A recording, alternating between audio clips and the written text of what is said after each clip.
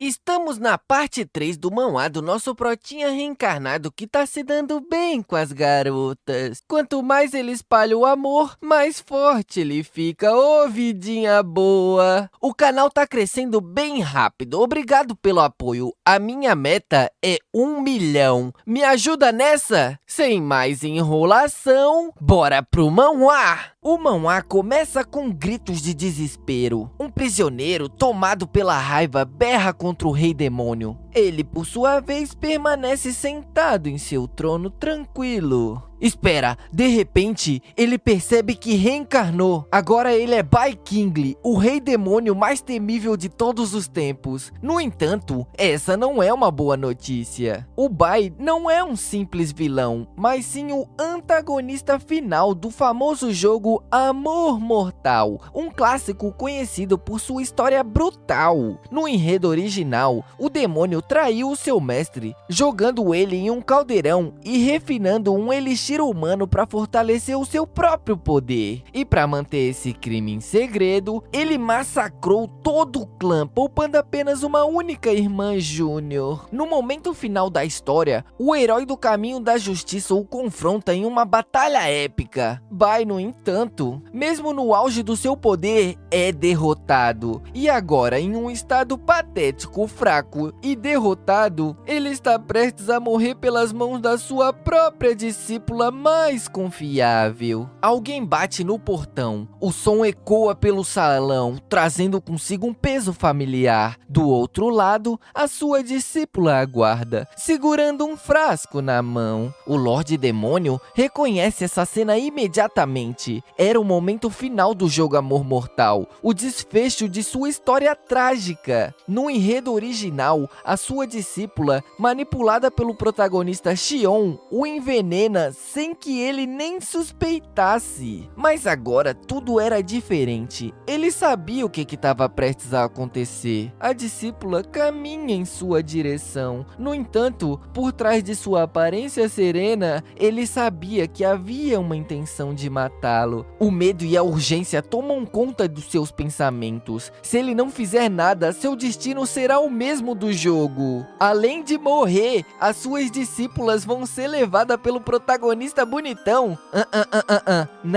Não. Sabendo de tudo isso, ele acredita que pode impedir a sua morte. Uma notificação inesperada surge diante dos seus olhos. O sistema ativa, vinculando ao lendário sistema do amor. Uma missão aparece. Ele deve fazer a sua discípula abandonar todo o ressentimento e se tornar completamente devota a ele. Ele, o grande Lorde Demônio, temido por incontáveis gerações e conhecido por atos diabólicos, agora se via preso em um sistema ridículo de amor. O Lorde Demônio observa atentamente a sua discípula. Seu olhar cabisbaixo e a excitação em seus movimentos deixam claro que ela não tem total convicção do que está prestes a fazer. Ele sabe que, naquele momento, ela é a sua única chance de avançar na história, e um sorrisinho perverso se forma em seu rosto. Ele estende a mão conjurando uma grande rajada de vento. O impacto repentino assusta a jovem, mas a força do vento apenas remove os cadáveres espalhados entre eles, limpando o caminho. Com uma voz calma, ele a convida a se aproximar. Diante da presença imponente do seu mestre, a discípula se joga ao chão e o saúda respeitosamente. No entanto, a sua mente está inquieta. Os pensamentos sobre a sua conversa anterior com Xion vêm.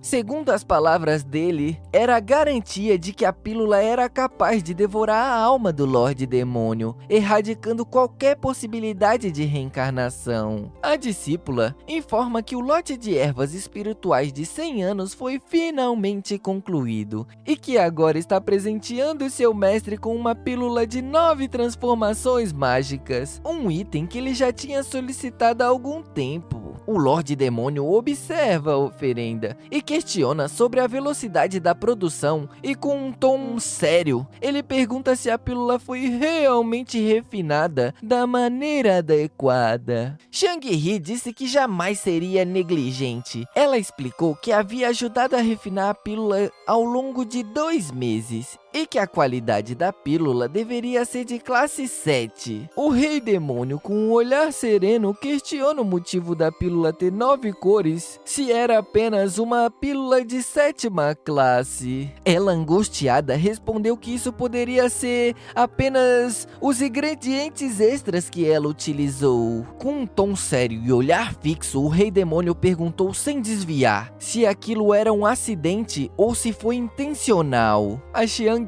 claramente assustada, pediu para ele não se preocupar. Apesar dela ter usado ingredientes extras, a pílula ainda tinha o mesmo efeito, e caso houvesse qualquer falha no efeito, ela estava disposta a ser severamente punida por isso. Caramba, a menina quer fazer de tudo para matar o cara. O Rei Demônio claramente está incomodado com a insistência dela em forçá-lo a consumir a pílula a qualquer custo. Ele estendeu a mão e a pílula começou a sair, atraída pela energia da sua mão. A waifu, com um olhar ansioso, pergunta se ele vai consumir a pílula agora mesmo, e antes que ele possa tomar a pílula, ela rapidamente agarra sua mão, impedindo-o de avançar. Ele então olha com um sorriso enigmático. A Xianghe apressou em dizer que, caso ele não esteja satisfeito com a qualidade da pílula, ela poderia levar ela de volta para refinar. Ele colocou a mão suavemente sobre o rosto dela e, com um olhar fixo e com um tom frio, ele quer saber o motivo dela querer vê-lo morto. A jovem, chorando, pergunta se o mestre não confia nela. Se virando, o rei apenas pede que ela o siga. Limpando as lágrimas, ela concorda, e então eles começam a descer para um porão. Mano, o que esse cara tá querendo fazer levando uma waifu pro porão? Não, e em um jogo chamado Amor Mortal. Não tô gostando desse papinho. O demônio exibe um sorriso maléfico, ciente de que pode tirar vantagens dessa situação. Eles chegam diante de um enorme portão. A jovem parece assustada e reconhece o lugar, enquanto o garoto reencarnado lembra de que esse foi o lugar onde o Rei Demônio encontrou a sua morte. Foi onde o Xion, o protagonista do jogo, desferiu o seu ataque final nele. O rei explica que o material do portão foi forjado com os corpos de todo o clã Ciclopes. Certa vez, ele foi enganado pelo líder do clã, que tentou remover os seus poderes. No entanto, no último segundo, o seu sangue demoníaco despertou, permitindo assim que ele escapasse. Assim que se recuperou, ele retribuiu a hospitalidade que recebeu, eliminando um por um daquele clã. Se colocando no lugar do seu mestre, a jovem começa a entender os seus motivos. Qualquer pessoa que tivesse passado por tal tormento inevitavelmente se tornaria cruel.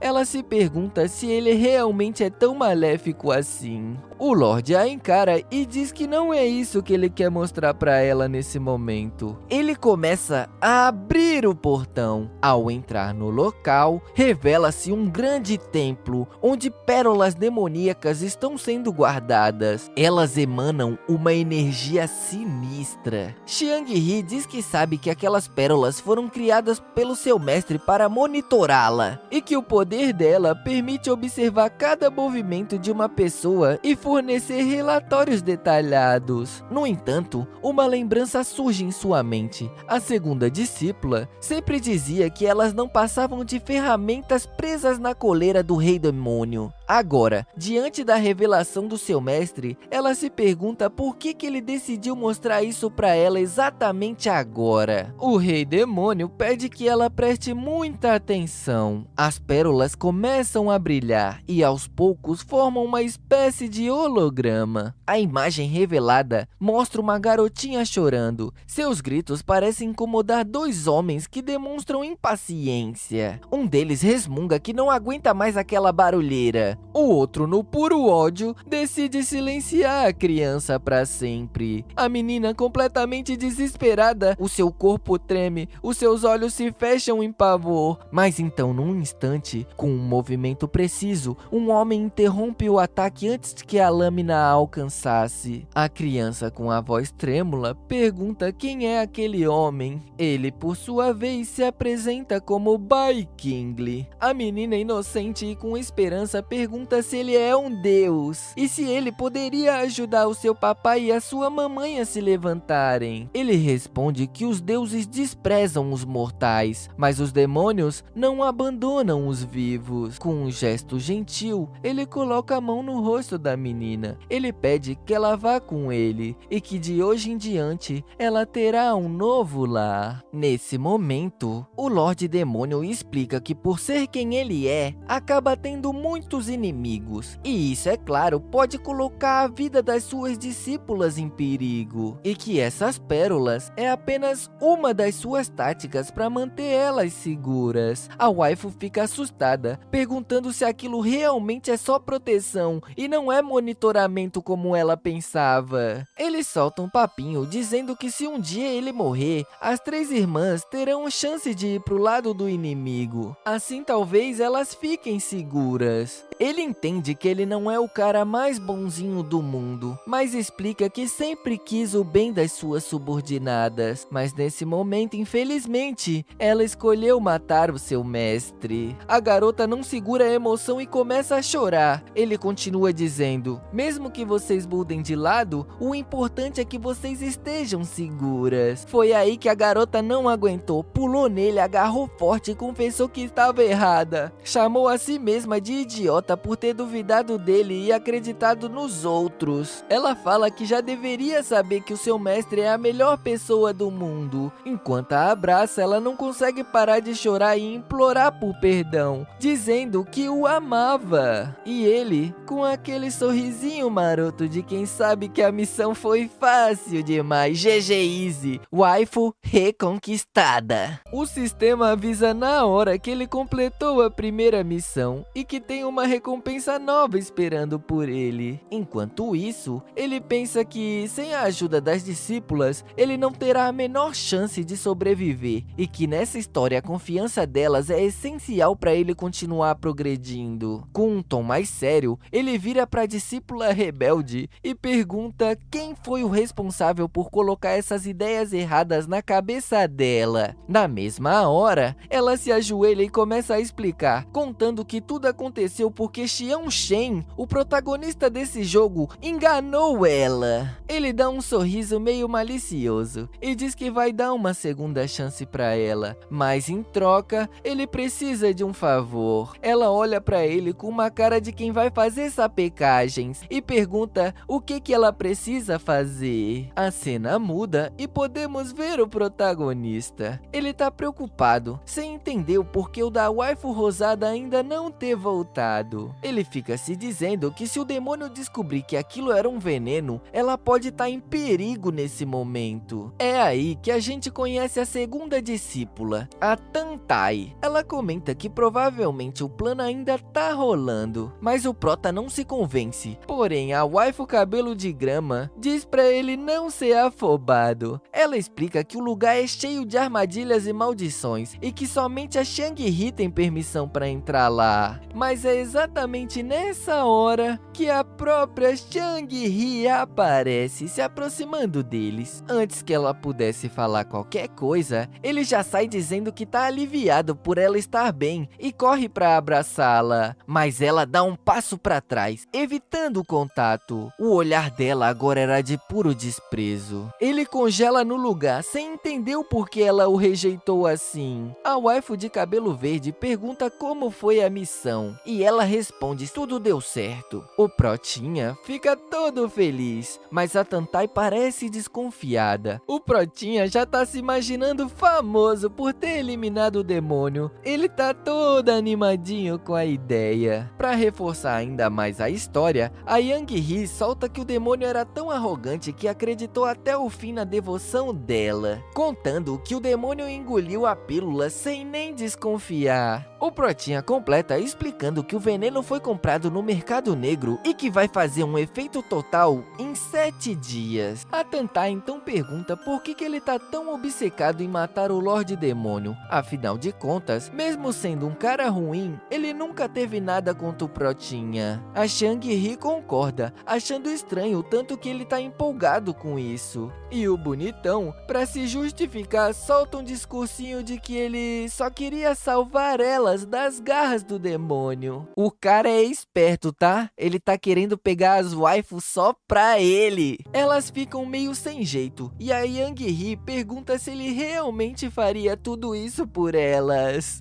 A garota é atriz demais, tá? Eu não tô tancando.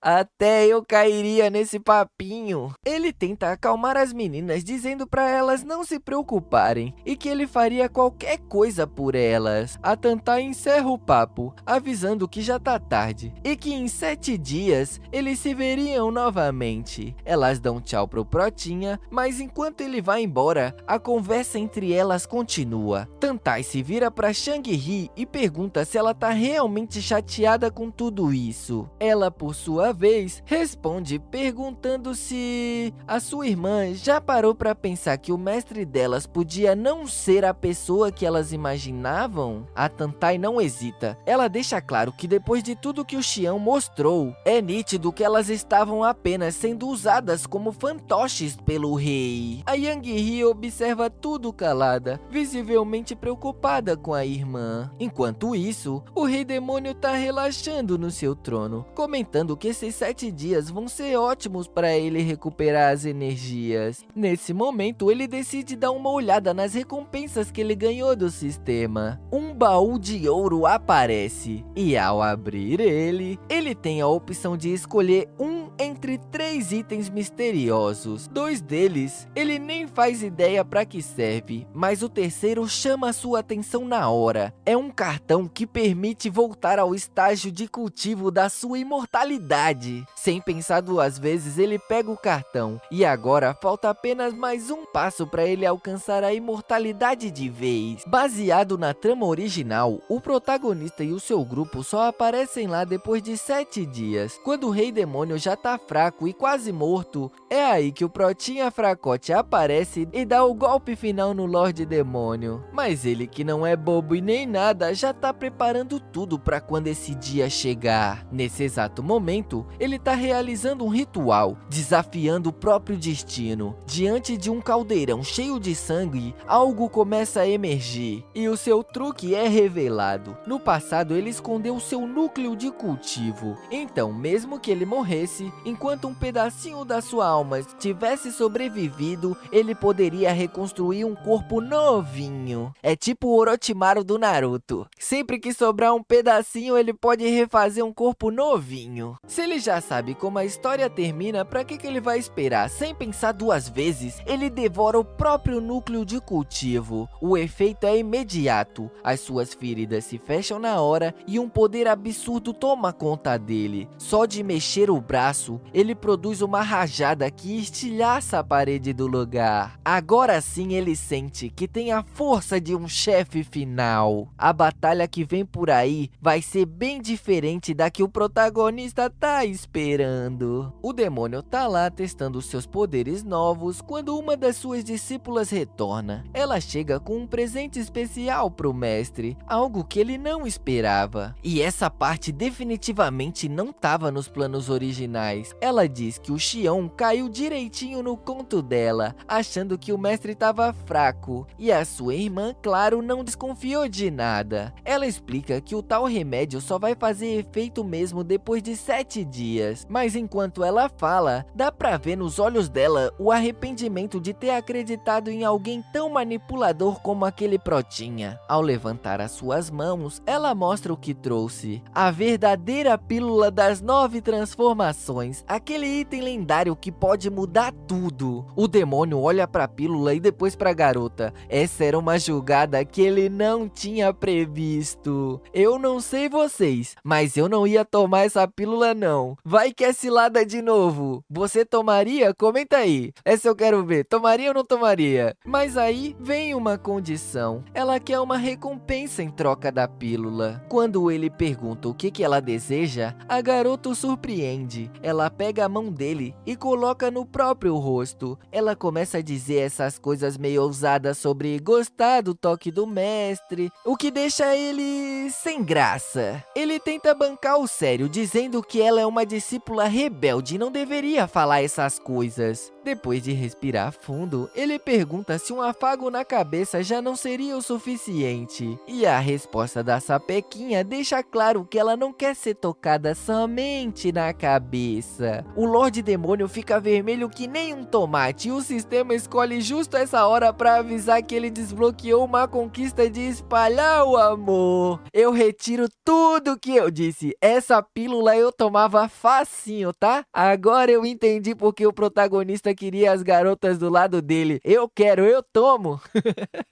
No templo Yangui, a cena mostra o Xion de joelhos diante a sua mestra. Essa é Hua Hierong, uma verdadeira visão de beleza. Ela comenta que ouviu boatos sobre o Lorde Demônio estar enfraquecido e envenenado. E sem pensar duas vezes, o jovem começa a se gabar, falando que ele tem uma relação íntima com a Yang He e que conseguiu convencê-la a matá-lo, seu próprio mestre. Mas ele não termina a frase e leva uma bufetada tão forte que quase gira no ar.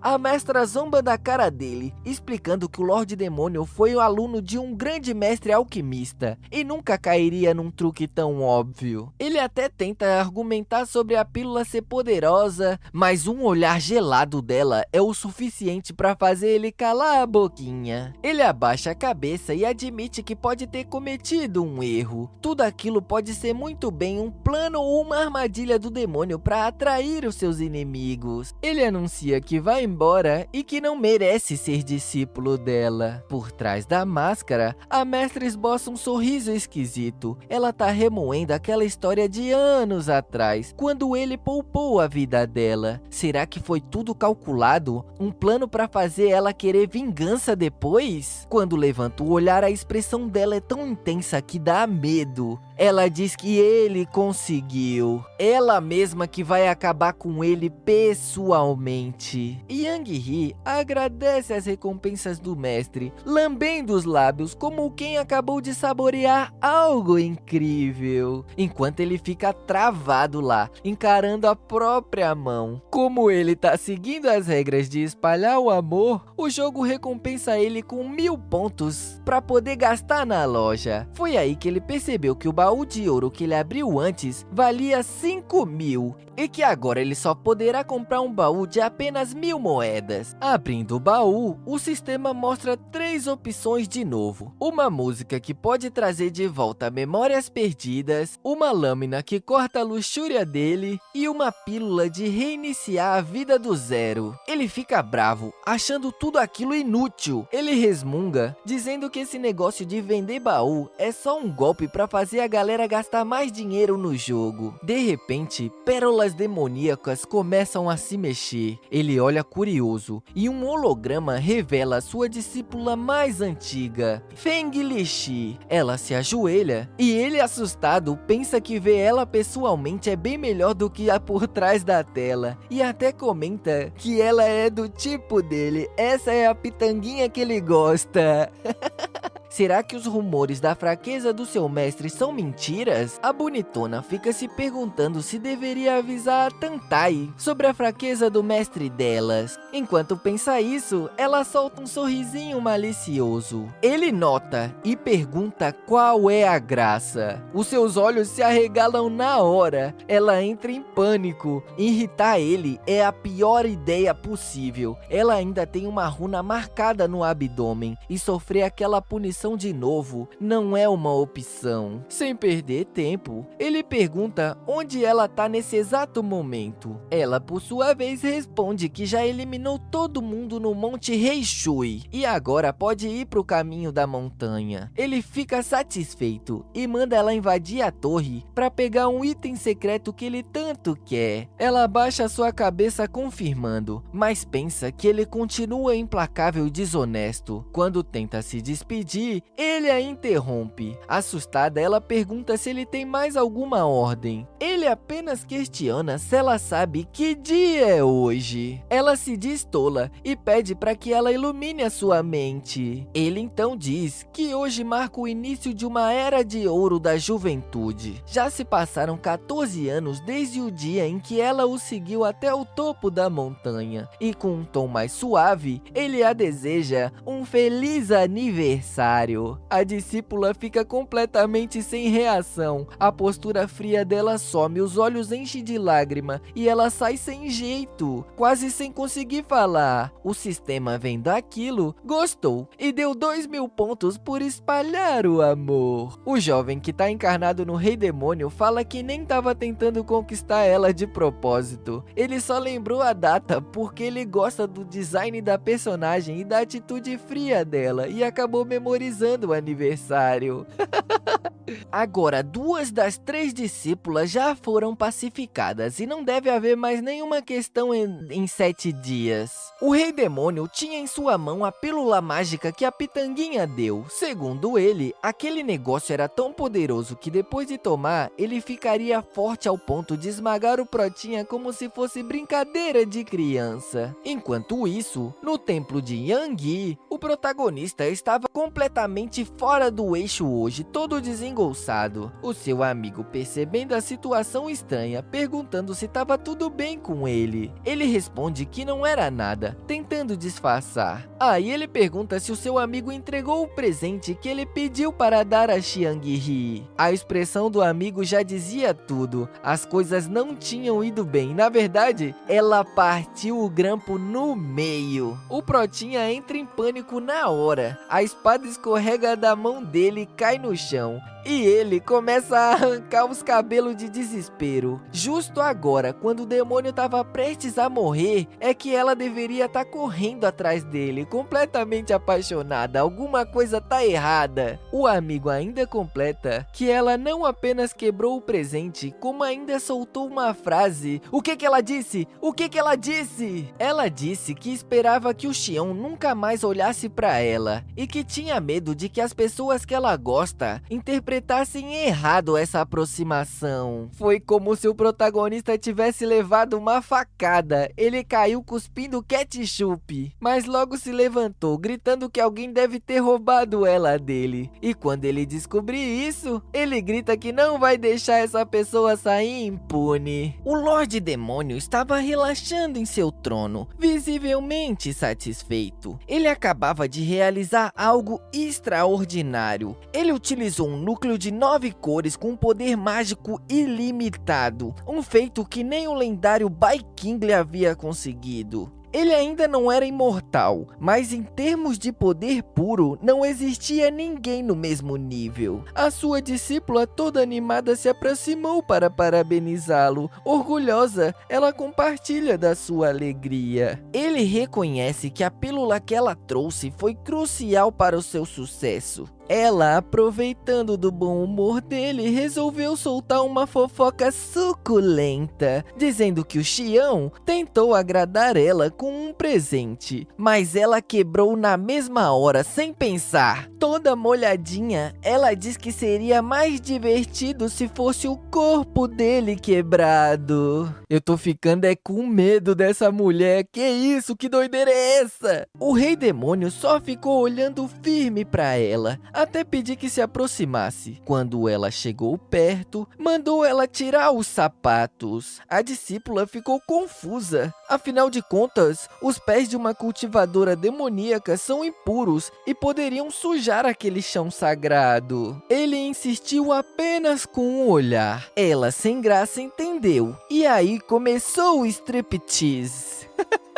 Dessa forma, conseguimos ver uma flor demoníaca no pé da garota. O mestre parece surpreso. Ele não sabia que o antigo Bai King tinha envenenado a garota. Porém, para ela, isso não importava. O único sentido da vida dela era servir o seu mestre. A declaração dela foi direta, que deixou o lendário poderoso Rei Demônio corado. Ele até chega a se questionar se aquilo é só um jogo de encontro monstro ou é algo mais que isso? Depois de se recompor, ele apenas indicou o trono ao lado, convidando-o a se sentar. Ela agora, sentada no trono dele, se perguntava se ele tentaria tirar o veneno daquela flor demoníaca. Porém, ela mesma responde que o rei demônio tinha coisas mais importantes para fazer do que se preocupar com isso. Mas do nada, o cara se ajoelha e agarra os pés dela. A mina fica toda sem jeito. Vendo o chefe dela se rebaixar daquele jeito, ele aproxima a boca do pé dela e começa a sugar o veneno. Aí a garota começa a se revirar toda, gritando sem parar, enquanto ele realizava o serviço. Quando acaba, ele se levanta e garante que não tem mais nada no corpo dela, que ela pode ficar tranquila. Ela, toda derretida no trono dele, não consegue nem se mexer. Ele então solta uma provocação, perguntando até quando ela pretende ficar enfeitando o trono dele.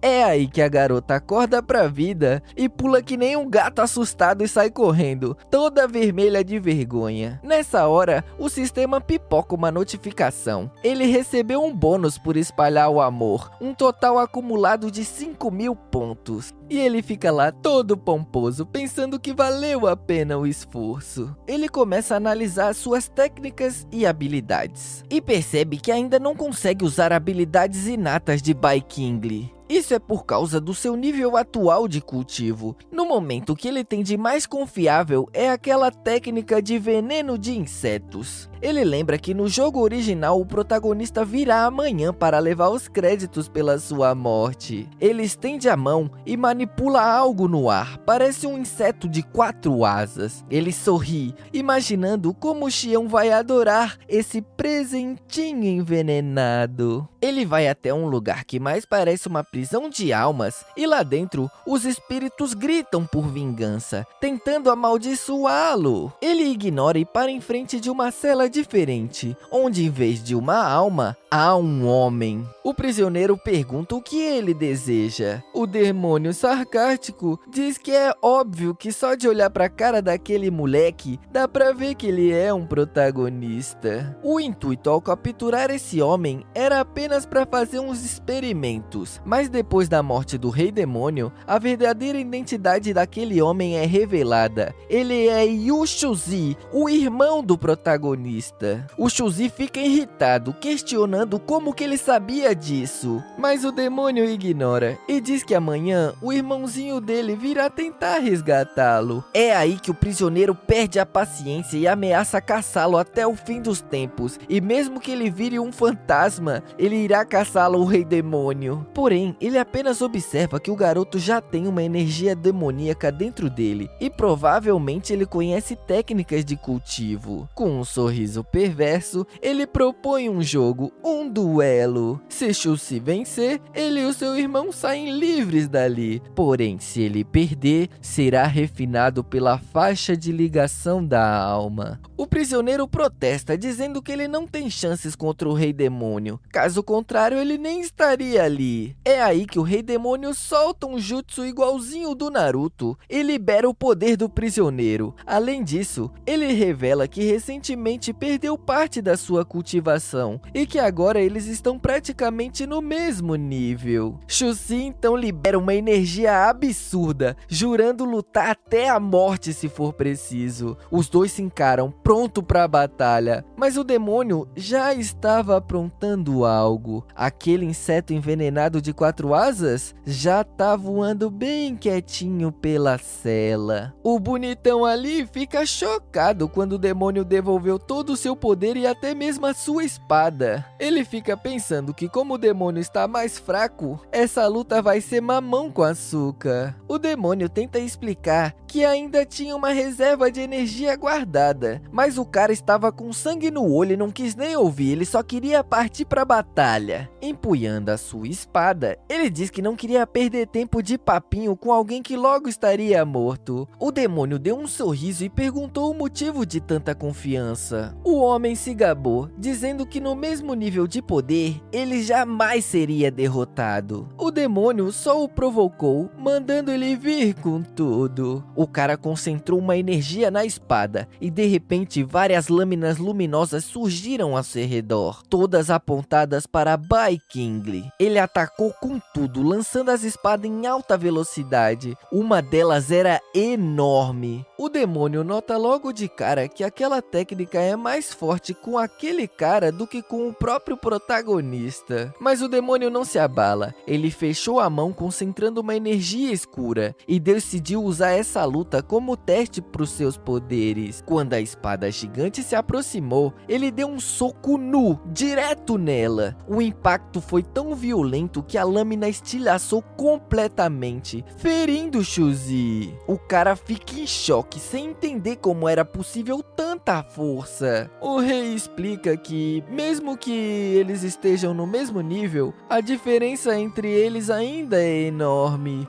O cara duvida do demônio e diz que aquilo provavelmente foi um golpe de sorte, pois se ele errasse um único centímetro daquele soco, o demônio provavelmente estaria mortinho. Mas é aí que o demônio responde com arrogância, dizendo que o resultado não mudaria, e pergunta se ele não percebeu nada de estranho no próprio corpo. Foi aí que o Shuzi viu que o seu corpo estava infestado de insetos venenosos. Eles agora estavam devorando a sua carne. O demônio ainda solta uma provocação, dizendo que se realmente tivesse algum perigo com aquelas espadas, os insetos teriam atacado primeiro. Ou seja, é por isso que o resultado já estava decidido antes mesmo da luta começar. Enquanto a alma de Shuzi era sugada para o objeto no centro da prisão, o demônio pergunta ao sistema se contar a verdade nos momentos finais não conta como espalhar o amor. Ele tá esperando ganhar uns pontinhos extra, mas o sistema ignorou, deixando ele revoltadinho.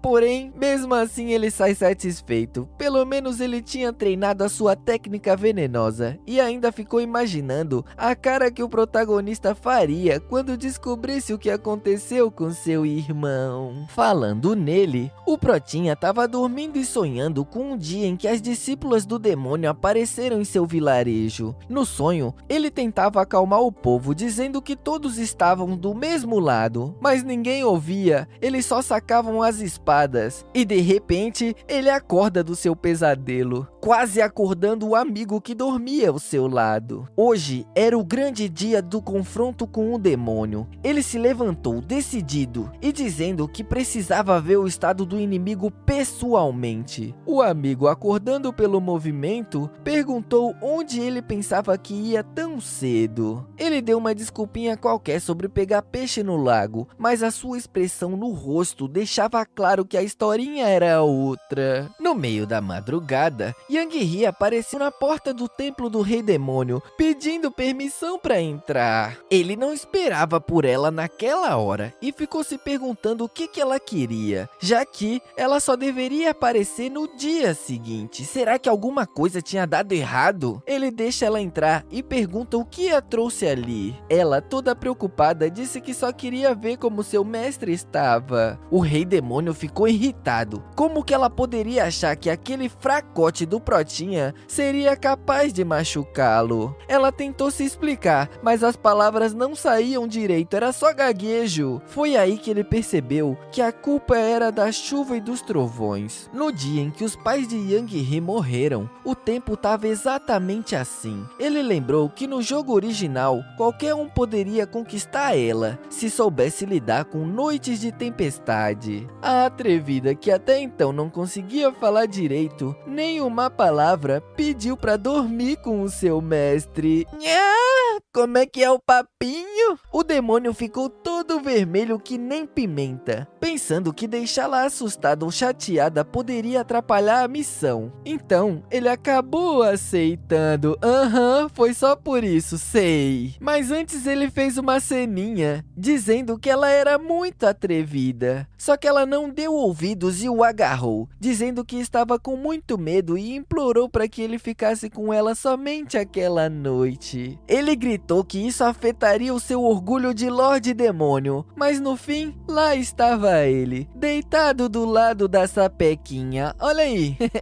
Por causa disso, o sistema até deu mais pontos pra ele. Deitado com cara de bobo, ele se pergunta se não estava sendo gentil demais pra um vilão. Ele deu uma olhadinha pra ela e claro que ela tava de costa, sem querer querendo, exibindo seu popô. Um trovão estrondoso cortou o silêncio e ela se jogou nele, o agarrando com força. Ele, fingindo indignação, perguntou quem tinha dado permissão pra ela tocá-lo. Ela, com um olhar perverso, respondeu que só tava com as mãos geladas e queria aquecer. Ela até prometeu que não iria passar dos limites. Foi aí que ele entendeu tudo. Aquela cena era um sinal que o protagonista estava chegando. Ele mandou a garota se levantar e disse que tinha uma missão importante para ela cumprir. Enquanto isso, lá embaixo, no pé da montanha, sob a chuva forte, Xion parecia com um sorriso maligno. Hoje seria o dia da morte do Rei Demônio. Logo pela manhã, o nosso herói já estava voando a todo vapor em cima da sua espada, indo direto pro templo do demônio. Ele achou estranho não ter nenhum guarda na entrada, nenhuma armadilha nem nada. Ele até chega a dizer que o destino finalmente estava do seu lado. Foi quando Yang He apareceu do nada, chamando ele. Ele soltou um sorriso ao vê-la, mas logo ficou sério, ele não podia agir como amigo depois de tudo que aconteceu. Mas era difícil de resistir à carinha dela, tá?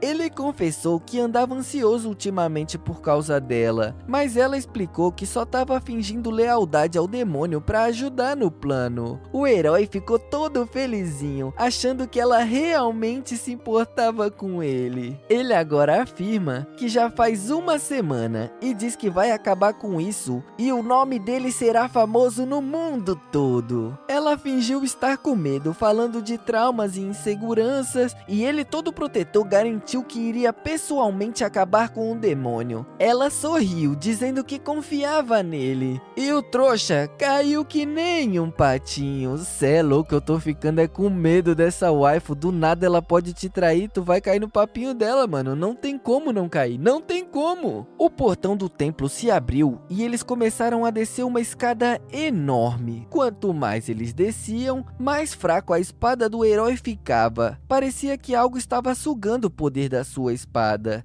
Ele quis voltar, sugerindo que ela mostrasse uma outra entrada para ele. Porém, ela diz que trabalha com um demônio há 10 anos e afirma que essa é a única entrada. Com aquele olhar de cachorrinho, ela pergunta se ele não confia nela. E ele, é claro, caiu no conto e seguiu em frente, né? Eles chegaram em um salão vazio. Um lugar perfeito para uma batalha. A porta atrás dele se fechou sozinha, trancando-os lá dentro. Foi quando o Rei Demônio apareceu. Ele o sauda, dizendo que é um prazer conhecê-lo. O herói fica em choque e a Yang He finge surpresa, perguntando por que o Rei Demônio não estava envenenado. Mas ele notou as marcas na mão do inimigo, um sinal claro de que o veneno estava fazendo efeito. Feliz da vida, ele pensou que a sua mestra tinha venerado demais o demônio. Enquanto o demônio murmurava algo, o herói já se preparava para o golpe final. Ele grita que já é tarde demais para implorar por piedade. Daí ele dispara um golpe contra o inimigo, mas no último segundo, os seus olhos se arregalam. Aquele, na verdade, não era o Rei Demônio, era o seu próprio irmão. Foi aí que o Xion percebeu que tinha caído direitinho na armadilha. Lá estava ele, tremendo diante do corpo caído do próprio irmão. As mãos o agarravam enquanto ele gritava, implorando por respostas. O irmão, com uma voz fraca, mal conseguiu explicar que tudo fazia parte do plano do Rei Demônio. E antes que ele pudesse revelar mais, um raio de energia cortou o ar, perfurando seu peito. O protagonista ficou paralisado, não conseguia processar o que via. Enquanto isso,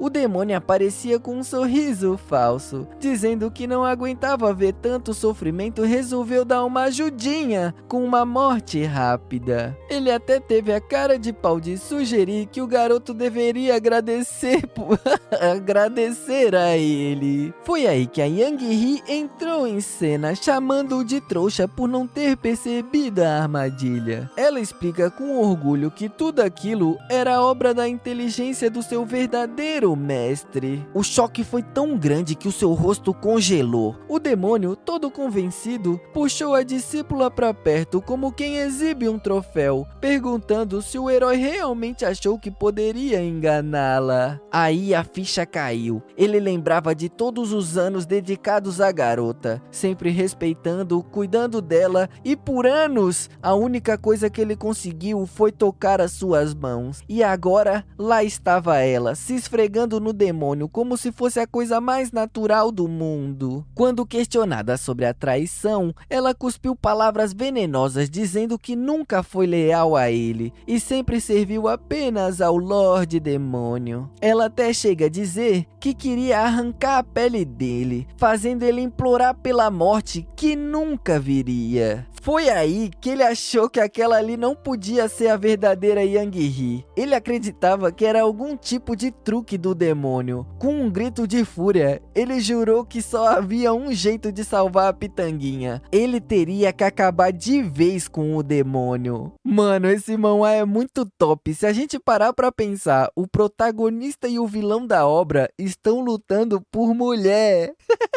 E quem satisfazer mais as garotas fica cada vez mais forte. Esse manhwa é absolutamente perfeito. O Xion partiu para cima do demônio com toda a fúria. Rapidamente o inimigo ativa o seu olho demoníaco, que agora permitia ver além dos golpes do oponente. E o susto veio quando o rei demônio, com apenas 2 dedos, segurou a espada no ar como se fosse um graveto. O herói ficou pasmo ao perceber que o inimigo também conseguia enxergar através do reino da virtude e ainda por cima lutar nesse estado. Com um movimento simples, o demônio quebrou a espada como se fosse uma madeira podre, arremessando o protagonista para o outro lado da sala. A Yang Hee, toda sorridente, lembrou que o mestre não estava mais naquela forma fraca de antes. O verdadeiro Lorde Demônio, aqueles que todos temiam, havia voltado. Com uma risada debochada, Bai Qingli o provocou, perguntando se ele não vai usar aquela arma secreta, aquela tal de Lotus Douradas. O garoto fica gelado, como que ele sabia disso? Nesse mesmo momento, ele pega algo em seu bolso, invocando a lendária Lotus Dourada supressora de demônios. Esse é o seu trunfo final. O salão inteiro começa a tremer com poder liberado. O demônio está sorrindo, porém sabe que aquilo realmente pode acabar com ele em seu estado atual. Mas aí veio a reviravolta. Ele já conhece a história original e preparou um contra-ataque especial. Num piscar de olhos, o poder que poderia derrotá-los foi completamente neutralizado. Agora desesperado, o herói gritou para Yang Hee, o chamando de garota do job, se é que você me entende, e perguntando o motivo dela ter o traído. Foi quando ele sentiu um arrepio na nuca, e antes que pudesse reagir, o rei demônio já estava atrás dele, sussurrando com uma voz gelada que era a hora de acabar com aquele showzinho. O Protinha se viu encurralado entre os 2 demônios, imaginando se ali seria mesmo seu fim. Arrependido, ele pensou que deveria ter ouvido os conselhos da sua mestra. O demônio fala pra si mesmo que assim que ele matar essa mosca, ele vai passar do primeiro capítulo da história. Caído no chão e implorando por misericórdia, a morte parecia inevitável. Foi quando uma mulher surgiu do nada, mandando o rei demônio parar. Todos viraram para olhar, e que visão era aquela? Hierong, a única discípula que o rei demônio realmente amou, estava ali, exalando uma aura que dava medo. Dá pra ver nos olhos do demônio que aquilo mexeu com ele. Havia algo não resolvido entre eles no passado. Ele perguntou perguntou o que a Santa do Véu estava fazendo ali. Ela admite que o seu pupilo acabou ofendendo gravemente o Rei Demônio e perguntou como que ele pretendia resolver isso. A resposta foi clara: quem se mete no caminho do Rei Demônio conhece apenas um destino. Com um olhar fixo e cruel, ele avisa que não terá negociação. Enquanto isso, o Protinha gritava que o demônio estava blefando e que aquela era a chance perfeita para Hierong se tornar famosa matando ele. O desespero era tanto que ele até falou que nunca teria outra oportunidade como essa na vida. Foi quando uma rajada de energia que se assemelha a uma cauda veio do nada e arrancou o braço do coitado. Quem deu o golpe? Nada mais nada menos do que a sua própria mestra. Caído no chão, ele ouviu ela dizer que aquilo era castigo por ter desobedecido às suas ordens. A Yang He ficou possessa pela Hwelong ter se intrometido nos assuntos do seu mestre. A Santa do Véu não gostou nada de ouvir a garota chamando o demônio de mestre e soltou que aprendizes não deveriam se meter, pois ele já tem assuntos que existem antes mesmo daquela garotinha ter nascido. As duas se encaram com uma tensão no pique UFC, tá ligado? Parece que elas vão sair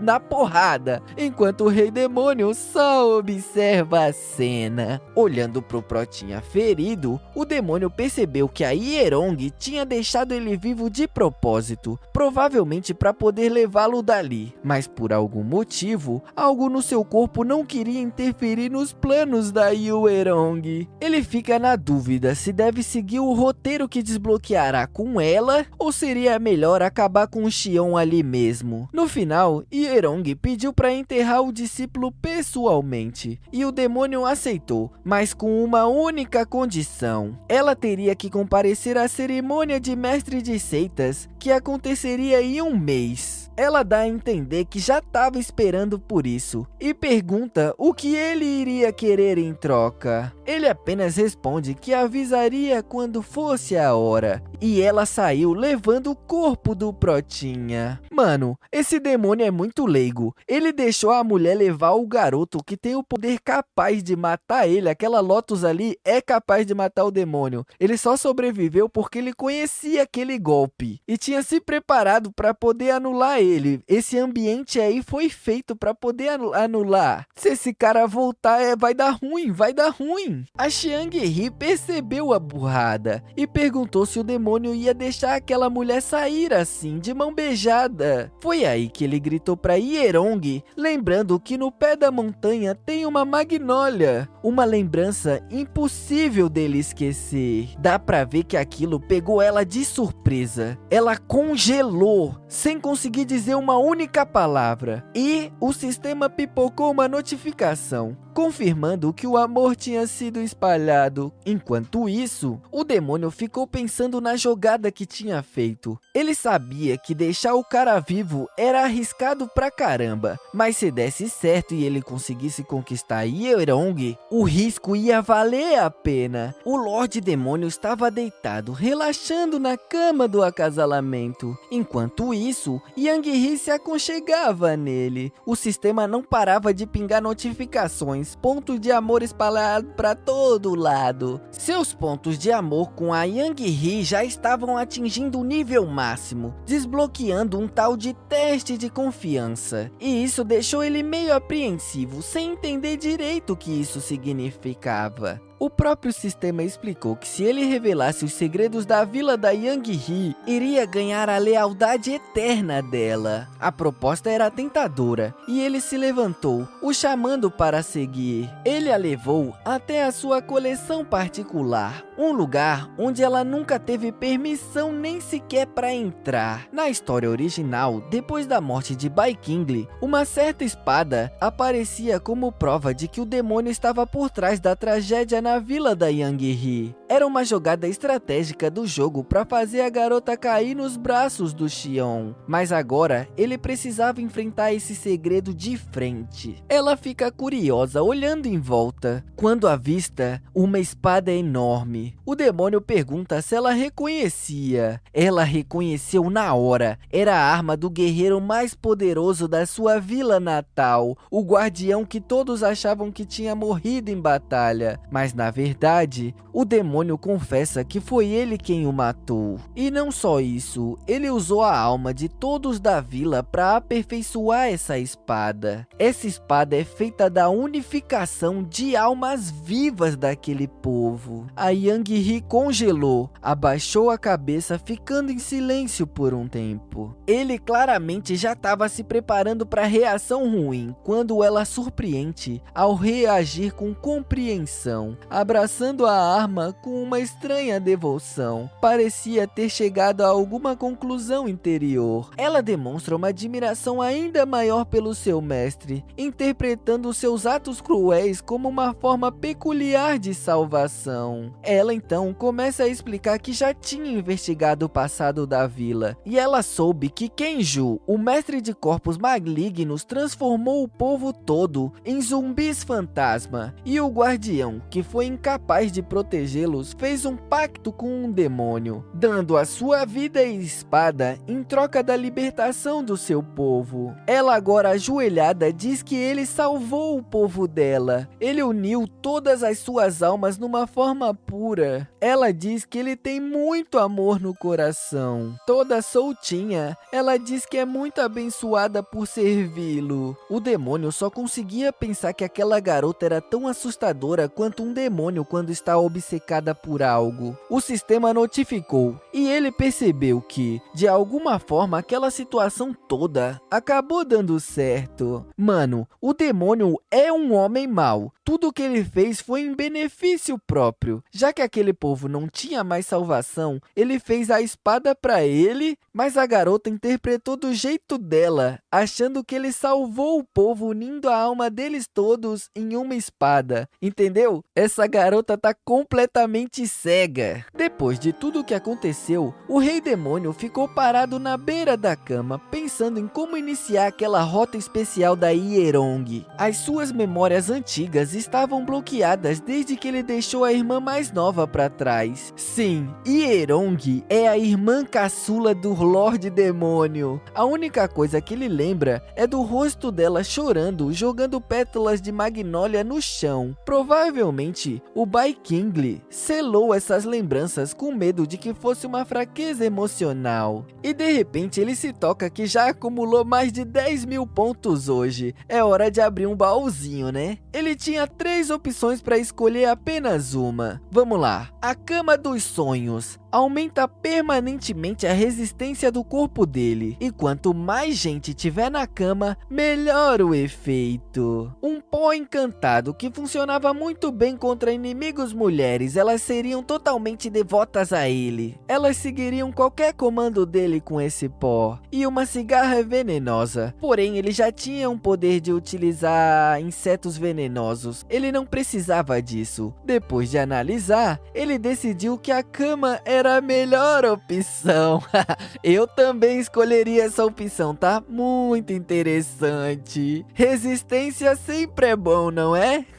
Ele guardou no inventário e já começou a planejar o próximo passo, ir atrás da sua segunda discípula. Enquanto isso, o Katoko era tratado pela sua mestra. Ele ainda teimava em dizer que o demônio estava fraco e que dava para acabar com ele agora. Sua mestra, porém, cortou ele na hora, dizendo que um lixo como ele não tinha direito nem de pensar em enfrentar o Lorde Demônio. Para deixar claro, ela aperta o peitinho dele com força e avisa que se ele tentar algo por conta própria de novo, ela mesmo o expulsaria. O garoto todo trêmulo entendeu o recado. Ela então solta que a cerimônia para escolher o novo mestre da seita acontecerá em 1 mês, e ela não vai deixar um insignificante como aquele garoto manchar a sua reputação. O Protinha até fica animado, achando que ela finalmente entraria na competição, mas ela só queria mesmo era a chave da torre do demônio flamejante. Com um sorriso cheio de segundas intenções, ela explica que alguém maldoso escondeu algo lá e suspeitava que era exatamente o que o demônio estava procurando. No topo da montanha, a Cabelo de Grama era importunada pela Waifu Azul, que dizia ser provável que o demônio já tivesse recebido seu fim. Ela até convida a outra para ajudar a fazer um túmulo para ele, mas a resposta foi seca. O Lorde Demônio não iria querer ver ela nem na vida e muito menos na morte. A Waifu Azul fica com pena, mas aí a Pitanguinha se aproxima, avisando que o mestre estava sentindo falta da Tantai. As duas ficam chocadas e a Yang He se ajoelha, dizendo que não tinha mais nada a acrescentar, enquanto a outra garota começou a tremer, como se estivesse perdendo as suas forças. Suando frio, a waifu perguntou o que o demônio poderia querer com a mulher que arquitetou a sua própria morte. A Yang He garantiu que não tinha contado nada sobre isso pro mestre, e ele apenas convidou ela para uma refeição normal. As duas ficaram desconfiadas. A Azulada achou melhor não ir, mas a Cabelo de Grama insistiu que precisava comparecer. Roendo as unhas, ela se perguntava se o demônio planejava enfeitiçar ela, assim como fez com a Yang He. Aquele homem estava subestimando ela? Quando chegava na toca do demônio, a Yang He ficou com inveja da irmã, pois ela agora vai poder passar um tempo a sós com o mestre. Ela mete esse papinho, mas passou a noite toda dormindo agarradinho com o demônio. Salafrária, pensa que eu não sei? Quando a porta se abriu, ela sabia que não tinha mais volta. Lá dentro, o demônio estava sentado à mesa, esperando por ela, como quem já sabia que ela viria.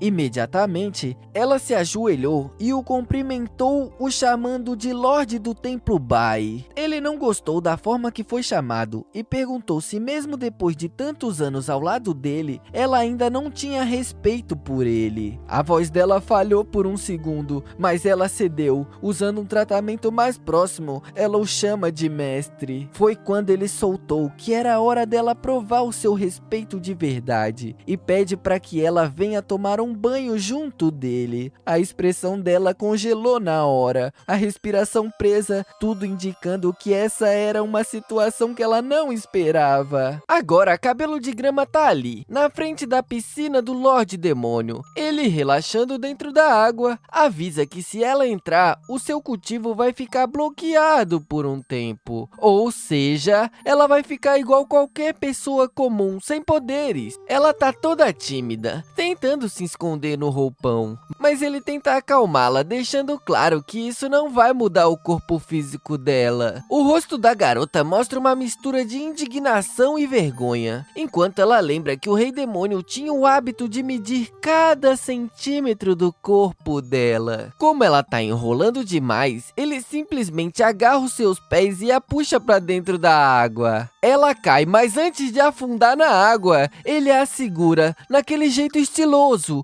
perguntando por que ela tá tão na defensiva com o seu próprio mestre. Ela fica desconfiada. Sempre que ele mediu o corpo dela, ele usava a régua da essência, mas hoje ele resolveu tocar nela diretamente. Ela até sabe que no passado ele a resgatou, tirando-a do covil de um demônio da seita Sheji e deu um novo lar para ela. Mas será que isso vai ser cobrado hoje? Hoje ele vai cobrar essa dívida? O demônio se aproxima do ouvidinho dela e sussurra que tem um tesouro pra mostrar.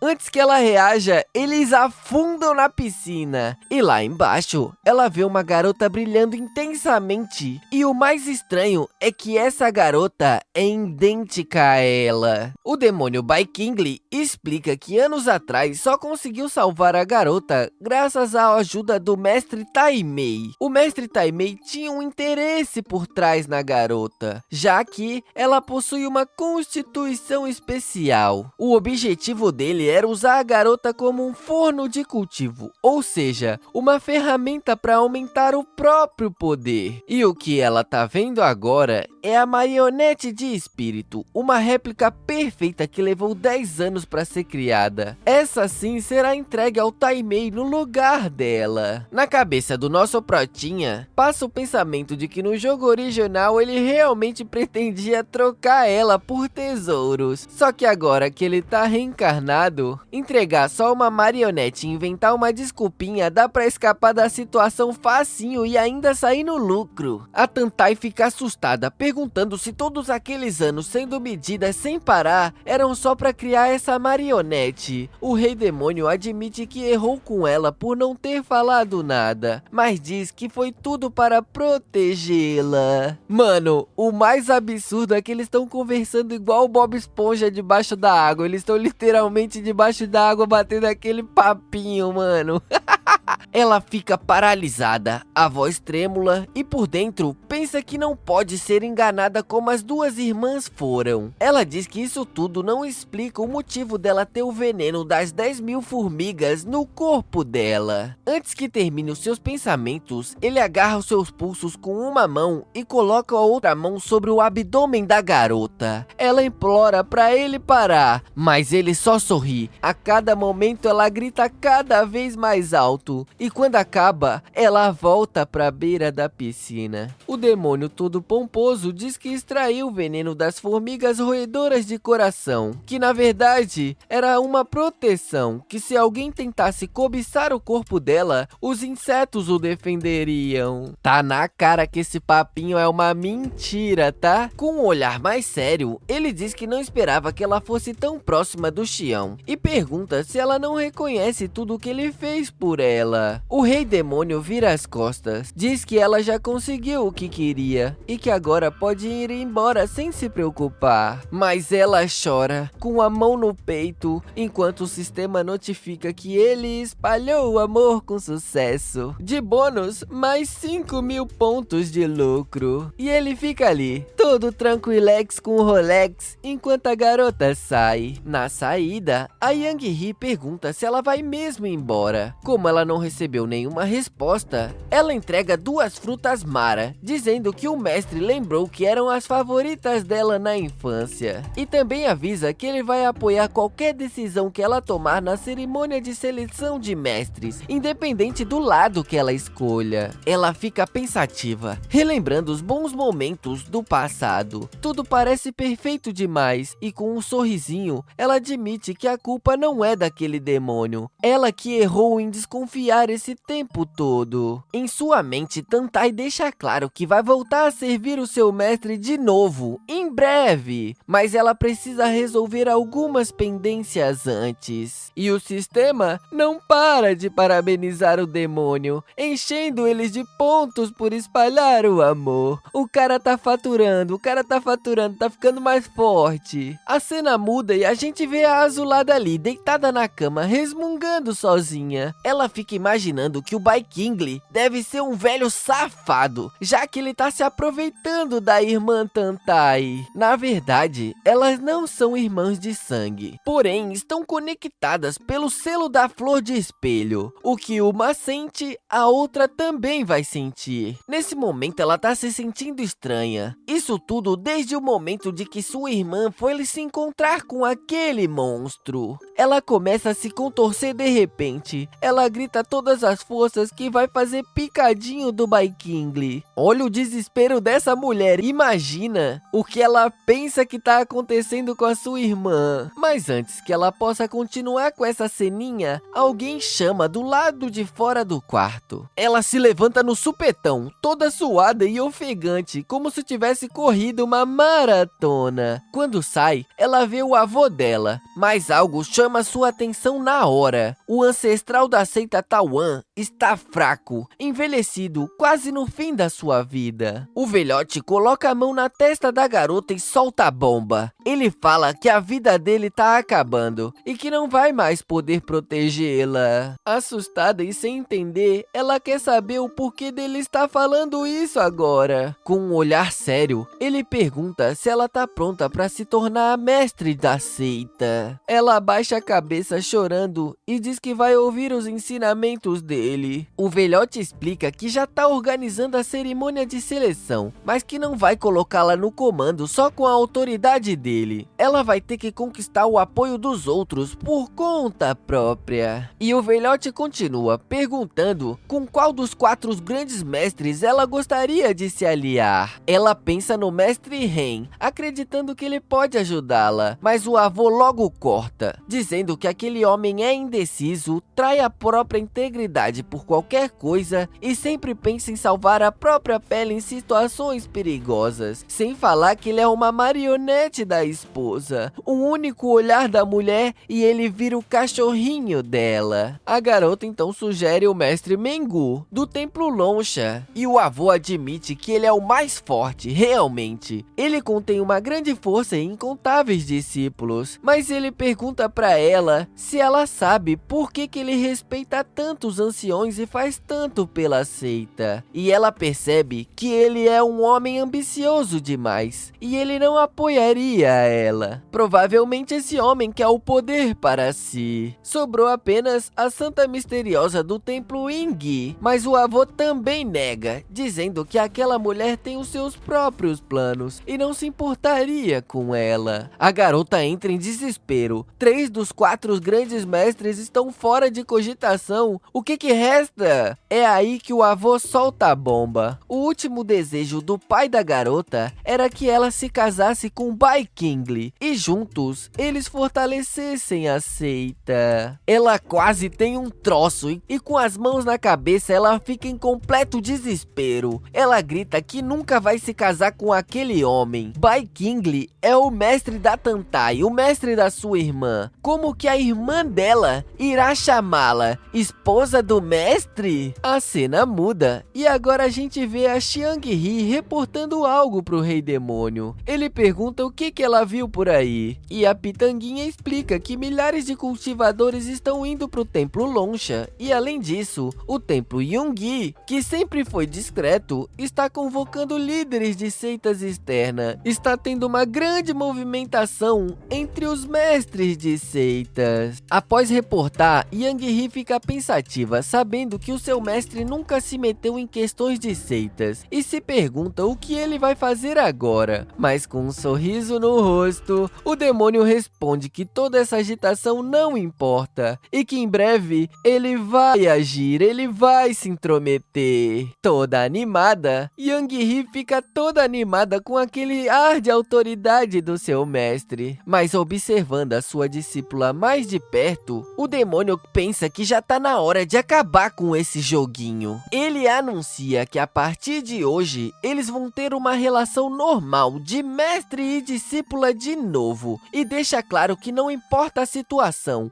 ela tem que chamá-lo de mestre, e não mais como um simples professor. A garota arregala os olhos, perguntando se ele não a ama mais, e se ele não vai querer ensinar mais nada a ela. Acalmando a situação, ele diz que a relação deles não pode negar a identidade dela. De repente, podemos ver ela tirando seu vestido rosa, dizendo que o nome Xianghe significa estrela, e que ela deveria ser chamada de serva estelar. Agora vestida como uma empregada e com um olhar intenso e cheio de provocação, ela exige ser chamada de serva estelar. Yang afirma que cuidará de todas as necessidades do seu mestre. Adorei esse lookzinho novo, tomara que continue até o final da obra. Numa área proibida da seita Genu, podemos ver uma torre gigantesca que Li Shu está invadindo fugindo nesse momento. No caminho, ela deixou um rastro de corpos de homens que tentaram impedi-la. Alguns dos guardas ainda vivos questionam se ela é uma espiã do caminho demoníaco, resmungando que o Mestre Kang tá completamente cego por confiar naquela mulher. Um deles, já afetado por algum veneno, grita desafiando, pedindo para que ela o cure, para que eles possam ter uma luta justa. Se ela vencer, ele promete contar tudo o que sabe, mas ela apenas solta uma risada sarcástica e pergunta se ele realmente acredita que terá uma luta justa. O outro guarda, cheio de orgulho, berra que ela não tem coragem de matá-lo, já que eles são grandes diáconos da área. Mas antes que termine de falar, ela já passa a peixeira no coitado sem dó. Os dois que restaram perceberam que não há como detê-la. A madame então mostra uma caixa misteriosa e pergunta se eles estão dispostos a entregar a chave. O mais desesperado implora para que ela poupe a vida deles ao entregar a chave. Ele começa a entregar a chave, mas mal termina, pois no mesmo momento ela passa a peixeira nele também. O último fica em pânico, gritando que os céus a punirão, mas não dura nem um segundo de desespero e ela passa a peixeira nele também. Com o rosto cheio de ketchup e um sorriso sinistro, ela se apresenta como discípula de Bai King. Porém, de repente, uma dor aguda começa em seu estômago. Ela se pergunta se essa seria a runa sendo ativada. Não, observando a runa, ela não está ativa e é provável apenas que ela tenha sido envenenada. Mas isso não importa por agora. A missão vem primeiro. Ao abrir a caixa, uma energia estranha se espalha, deixando-a alarmada. Em seu trono, o Rei Demônio parece sentir algo estranho no ar. A Xianghe ajoelhada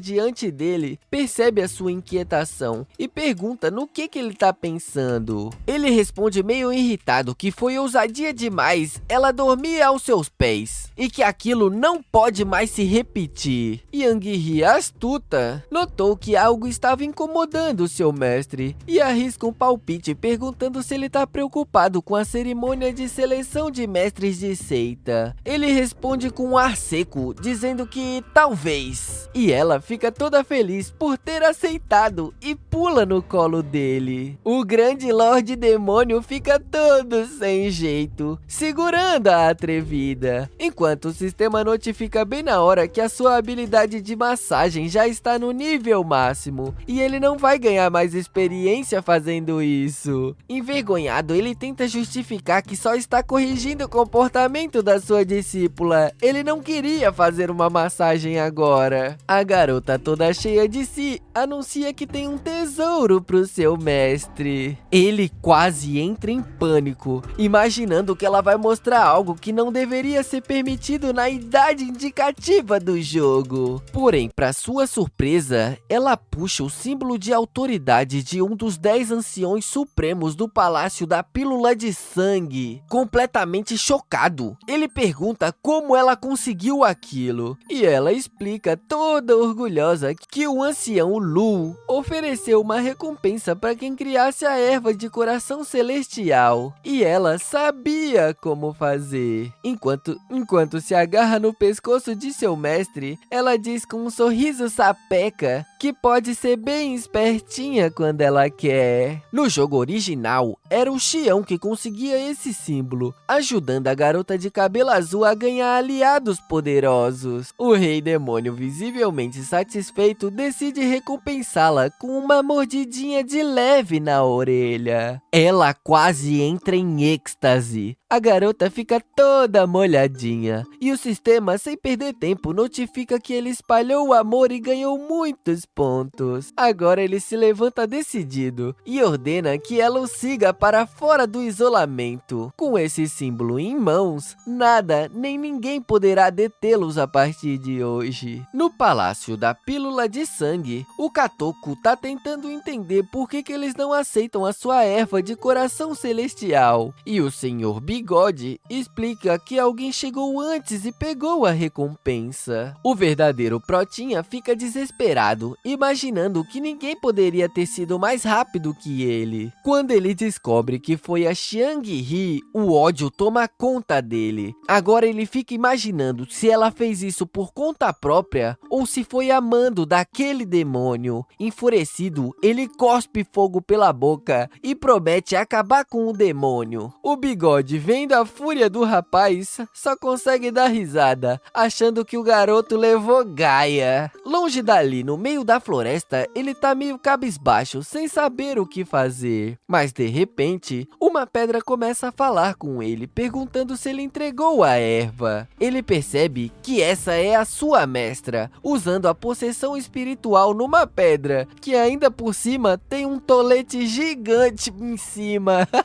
Ele até chega a questionar se ela não podia ter escolhido um lugar melhor para aparecer. Ela fica irritada e ao ver que ele ainda tá com a planta, o chama de inútil. É aí que o garoto explode. Ele grita que tudo isso já chega. Foram 3 anos como espião dela e depois mais 3. E aí depois mais 3 e no total já se passaram mais de 10 anos. E ele não aguenta mais passar por isso. Ela lembra que eliminar os cultivadores demoníacos é dever da seita taoísta e que ele não pode desperdiçar todo esse trabalho desistindo agora. Com um tom mais sério, ela revela que usou discos espirituais para ver o futuro e descobriu que o grande ancião Taiwan morreu faz 3 dias. Ele acha isso impossível, já que 2 dias atrás o velho e a neta estavam no salão da lua negra. Mas é aí que ela explica que aquele era apenas o corpo Yan dele e não o corpo físico. Ela pede para o seu subordinado se aproximar, querendo falar sobre a arma divina da seita do velho, mas ele hesita, ainda perturbado pelo tolete que tá em cima da pedra. Mas ela ignora e segue falando, mandando ele ganhar a confiança da waifu de cabelo azul. Assim que ele ajudar a Shuzi a virar líder, depois disso ele vai poder usar ela como uma marionete. A cena muda e vemos a santa deitada numa canta, suando e claramente desconfortável. O veneno parece já estar causando efeito. Ela está sonhando com um homem que a chama de gordinha. Ele e o amigo comparam ela com uma porca gorducha. Ela se encolhe tentando se esconder, mas algo se aproxima. Esse é Bai Qiangli colocando um manto nela. Ele diz que a roupa vai cobrir o corpo dela e acabar com esses boatos bobo. Ela fica toda sem jeito e agradece. Cara, que absurdo, como que esses caras estão chamando uma mulher dessas de gorda? Eles têm algum problema de visão, não é possível, mano. Não é possível.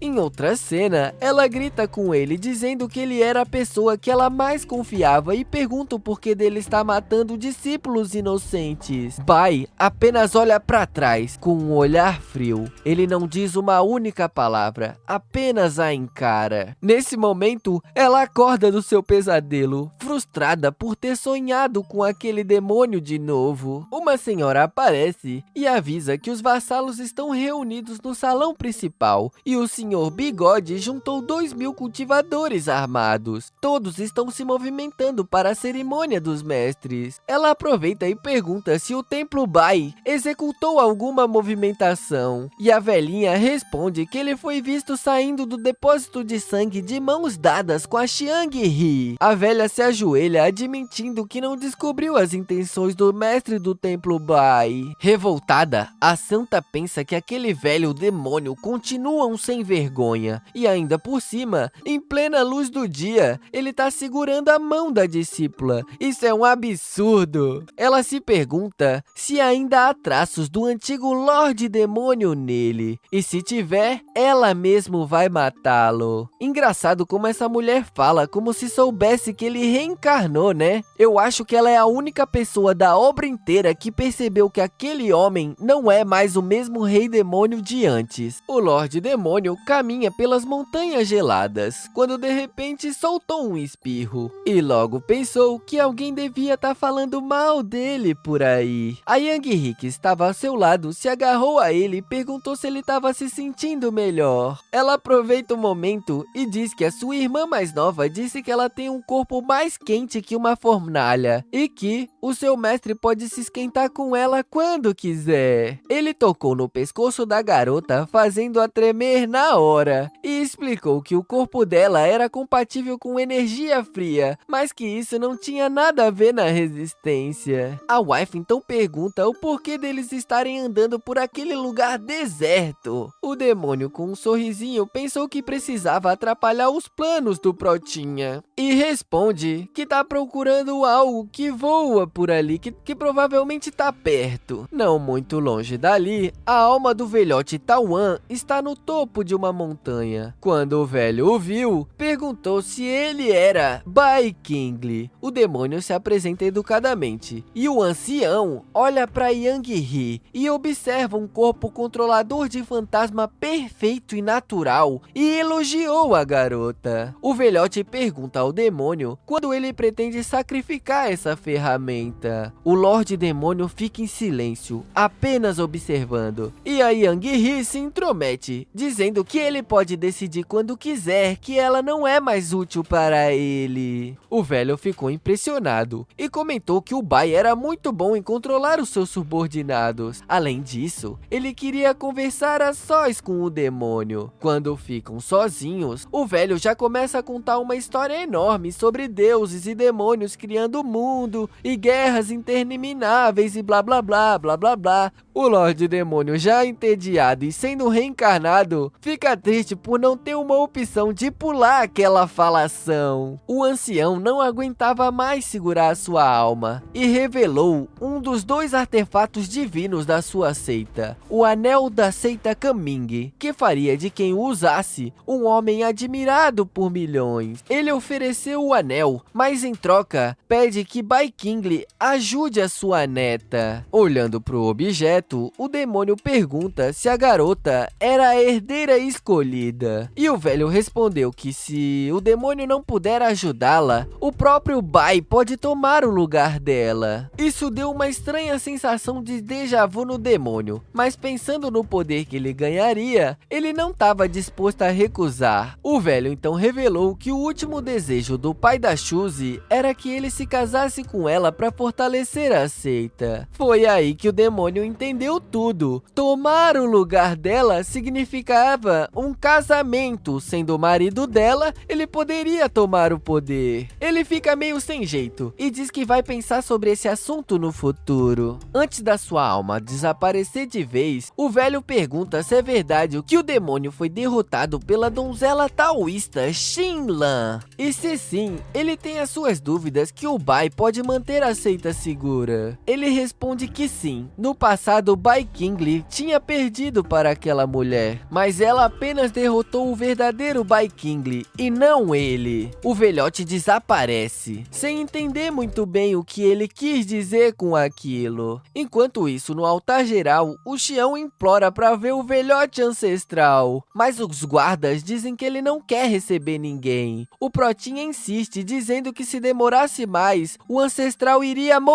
Antes que ele terminasse a frase, ele levou um golpe tão forte no rosto que voou longe. A Shuzi apareceu, mandando ele parar de espalhar boatos e avisando que se o ancestral descobrir, provavelmente vai cortar a cabeça dele. Caído no chão, todo arrebentado, o Protinha já não sabe mais o que fazer. Está tudo dando errado nos seus planos. No templo do velhote, o demônio está lá, relaxando e satisfeito, admirando tudo ao redor. Ele até comenta mentalmente que devia ter saído daquele lugar sombrio onde ele estava antes. Tudo ali era melhor. E agora, ele só precisa recuperar os 5 órgãos de Bai King para alcançar um nível de poder absurdo. O problema é que o coração tá na torre flamejante e ele não pode passar pelos 3 anciões supremos sem permissão. Ou seja, ajudar uma certa mulher também é interesse dele. Feliz com o anel que ele já conseguiu, ele diz que só falta a espada para completar o combo dos itens mais absurdos do jogo. Por um instante, ele reflete que Li Shu é a pessoa mais difícil de manipular, mas pensando bem, ela ainda tem aquela runa no abdômen. A cena muda para o mercado da Cidade Águia, onde a Li Shu está. Ela entra em um local chamando a atenção de todos ao redor. Claro, com um corpão desse, todo mundo olha, né? Chama muita atenção. E assim que chega, pede para um funcionário que chame o vendedor Wong, o gorducho. O funcionário fica chocado com as palavras e vai correndo chamar o Bolota. Ela entra em um salão enorme e se senta esperando o tal gorducho. Ele aparece em segundos e reconhece a Lady Li Shu. Ela entrega um objeto nas mãos dele, dizendo que é um item que o mestre do templo queria, e manda o homem levar pessoalmente até o demônio. Ela também entrega uma pílula e ordena que ele engula. O gorducho fica todo assustado, tentando recusar, mas um olhar gelado dela corta qualquer protesto. Ou ele toma ou morre. Sem escolha, o Bolota engole a pílula e sai rapidamente. A Li Shu fica ali, refletindo que esse provavelmente é o último favor que ela fará para aquele demônio. Ela lembra que está presa às garras dele desde jovem, e como irmã mais velha, ela precisa proteger as outras garotas para que não caiam no mesmo caminho. De repente, a runa em seu abdômen começa a liberar uma energia estranha. Ela se contorce de dor, percebendo que não trouxe nenhum elixir para purificar o veneno. Os seus olhos se fecham e ela já começa a desistir, imaginando que será controlada por aquele demônio mais uma vez. Mas então, os seus olhos se abrem novamente, e agora com uma coloração diferente. Tentáculos começam a emergir da runa, crescendo e se enrolando em seu corpo. Uma mão toca o seu ombro, como se fosse uma invocação de Bai King, dizendo que somente ele pode salvá-la agora. Ela grita enquanto os tentáculos sugam o veneno do seu corpo. O demônio murmura que o veneno da torre supressora de demônios não é brincadeira e que até ele mesmo poderia morrer com uma simples gota daquilo. Ele diz que não tem outra opção a não ser absorver toda a toxina de uma única vez. Ela, se contorcendo, tenta entender por que ele está desperdiçando poder para ajudá-la. Ela se lembra de que recentemente ele até lembrou do seu aniversário, mas ela não acredita que ele tenha mudado. Talvez o seu objetivo seja deixá-la em dívida com ele. Nesse exato momento, uma voz familiar vem do lado de fora da porta, e ela reconhece que é a Terceira Alteza Real. O homem diz que ouviu rumores de que ela está na cidade e resolveu dar uma passadinha por ali. Ele pede a permissão para entrar, mas ela, em um estado deplorável, grita que agora ele não pode entrar. O cara comenta que da última vez que a viu, ela estava com os olhos cheios de lágrimas. Mesmo que ela não tenha percebido, ele ficou preocupado com aquilo. Enquanto isso, aquela coisa bizarra seguia puxando veneno do corpo dela, e com a voz meio falhada, ela agradeceu a preocupação. Toda se contorcendo, ela pediu para ele voltar outro dia. Desconfiado, ele quis saber o motivo da respiração dela estar tão pesada, mas ela fingiu que estava tudo certo e disse que só precisava descansar um pouco. É aí que ele resolveu ir embora. Assim que ficou sozinha, ela explodiu, gritando para aquele mestre doido parar com aquilo. No mesmo momento, tudo congelou. Os braços que estavam drenando o veneno sumiram num estalo, e lá estava a invocação do demônio todo pomposo, dizendo que ela fez um bom trabalho por ter achado a espada da alma para ele. Porém, ele deixa claro que não curte ver ela se jogando no perigo por causa de uma missão. A madame fica muda, e até de costa dá pra ver o rosto dela mais vermelho que um pimentão. Logo após isso, o sistema manda um aviso de recompensa de 9.000 pontos por espalhar o amor. Em seu trono, o demônio percebe que ganhou mais pontos do que o normal por causa dela, e achou estranho, pensando que podia ser porque ela tem um ranço forte por ele. Mas ele logo fecha a cara, tentando entender quem que era o sujeito que apareceu do lado de fora. Lembrando do jeito que ela chamou o cara, ele liga os pontos. Só pode ser o protagonista da expansão, o terceiro príncipe da dinastia, um tal de Limo. No começo do jogo, a galera pode escolher entre os caminhos do Xião ou do Limo, só que originalmente o Limo nunca se cruzava com a irmã Li Shu. Então, alguma coisa mudou, tipo um efeito borboleta que bagunçou a história toda. O demônio se levantou dizendo que por enquanto o Limo não é uma ameaça. O foco agora é esmagar o Xião.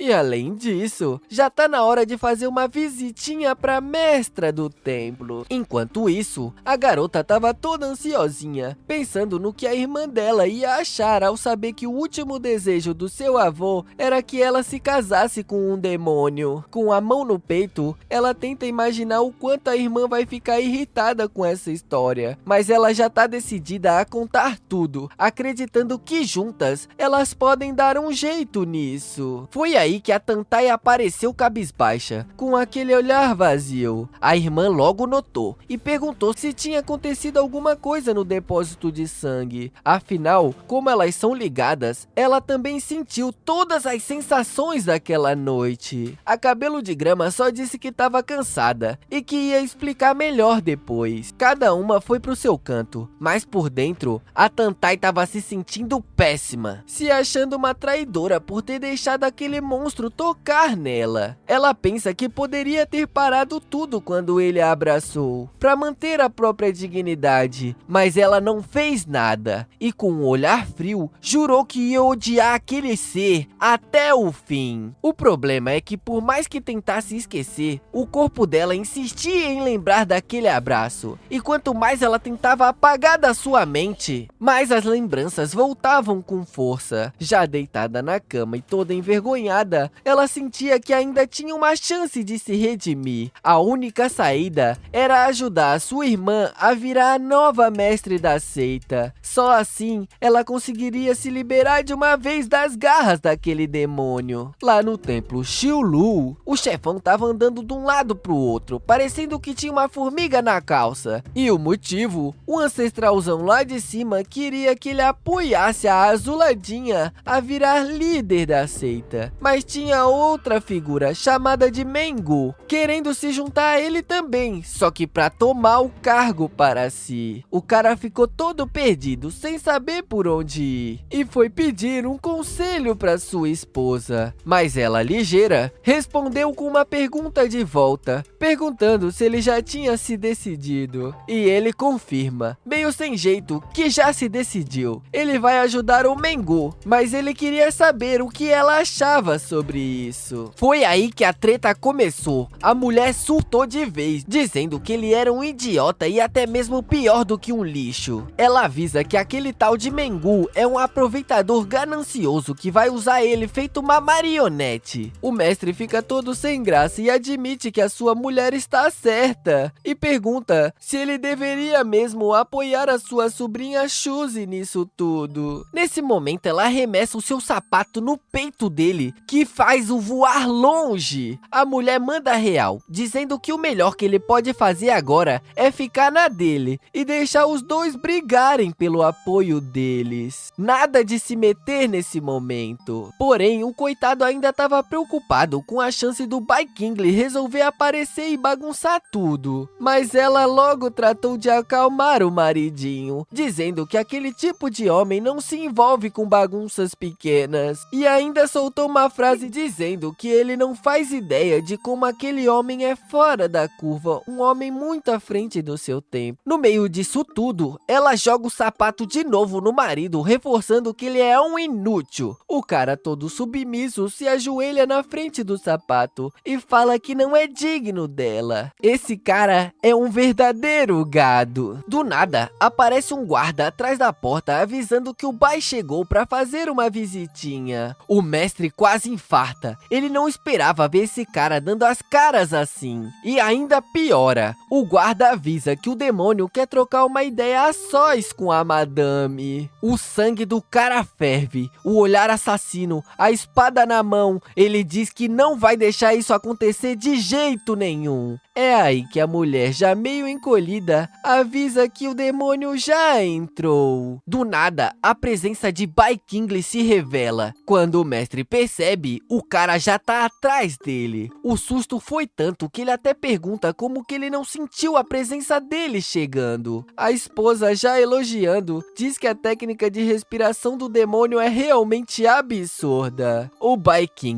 a elogia de volta, dizendo que ela entende muito bem das coisas e ainda dá uma alfinetada, dizendo que ela é mais forte e inteligente do que um certo alguém aí. Ela fica toda corada com o elogio. O marido fica muito revoltado, já começa a xingar, chamando o demônio de abusador e um monte de asneira. Ele grita muito, mas o demônio ignora total e diz que quer conversar em particular com a madame e até sugere eles irem para o quarto. É aí que o gado explode de vez. Com os olhos vermelhos de raiva, promete que o Bai King cavou a própria cova agora. Mas a mulher perde a paciência e libera uma energia que parece com fogo. Ela levanta os seus braços e o sapato de novo é arremessado direto pro peito do surtado, tirando ele de cena. Agora mais tranquila, ela fala que aquele intrometido não vai mais atrapalhar. Frente a frente com o demônio,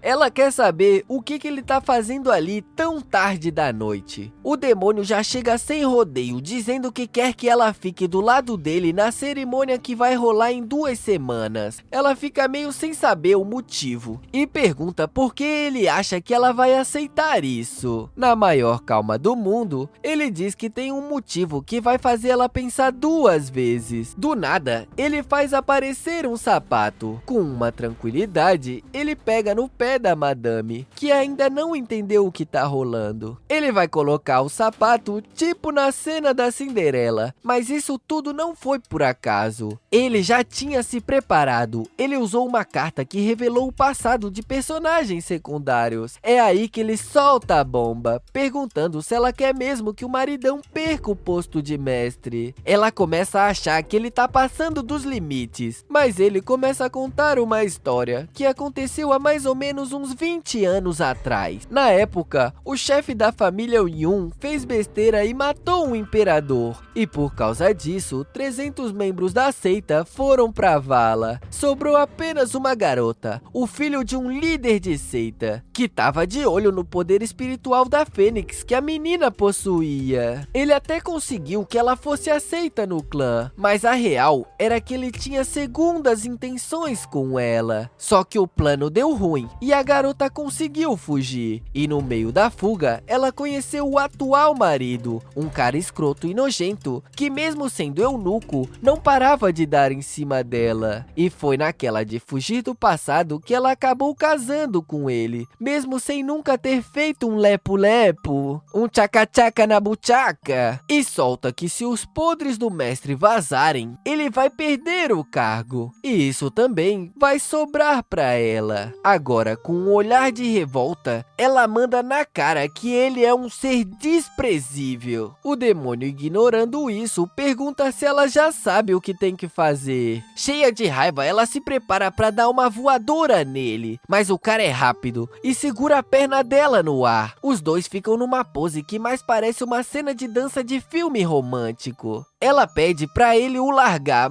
dizendo que ele não entende o que ela viveu. A madame explica que teve chances de fugir antes. Ele, Bai King, ele era a chance dela ter fugido antes. Ele travou, ele não entendeu nada. Ele diz que não lembra disso. Mas antes que consiga continuar, ela o puxa e mete um beijão nele, naquele estilo de novela mesmo, sem avisar. O clima ficou quente, tá, bebê? Após o beijão, ela vira o rosto, morrendo de vergonha, e pergunta se ele já tinha sido beijado à força antes. Ele pensa na Yang Hee, mas responde que não. Ela então manda que esse vai ser o castigo dele por ter esquecido de tudo. Mesmo toda durona, ela tá toda curada, se perguntando se ela tá fazendo besteira, já que ela é uma mulher casada. Nesse exato momento, o sistema pipoca novamente, mas 12.000 1000 pontos de bônus pro demônio. Ele tá ali, sem entender como esse sistema funciona, mas ele só sabe que tá vindo muitos pontos ultimamente. Na manhã seguinte, a Suzy tá treinando firme no topo de uma montanha, batendo numa rocha, enquanto grita que nunca vai se casar com aquele demônio, e pede que a sua irmã confie nela como o mestre da seita. Porém, alguém aparece, aplaudindo de longe. E adivinha quem é? Ele mesmo, Bai King, chegando tranquilão e dizendo que um ataque como aqueles jamais conseguiria ao menos arranhá-lo. Ela se assusta com a presença dele e sente na hora o peso daquele demônio. Ele, com um olhar de superioridade, solta que é um prazer conhecê-la. E aí, de repente, um inscrito deixou o like no vídeo e se inscreveu no canal. Quer continuar vendo essa história? Se inscreve aí e deixa muito like. Eu tô gostando demais desse manhwa e tô doidinho pra ver ele montar um harém até o final. Por hoje é isso, já deixou o like? Valeu!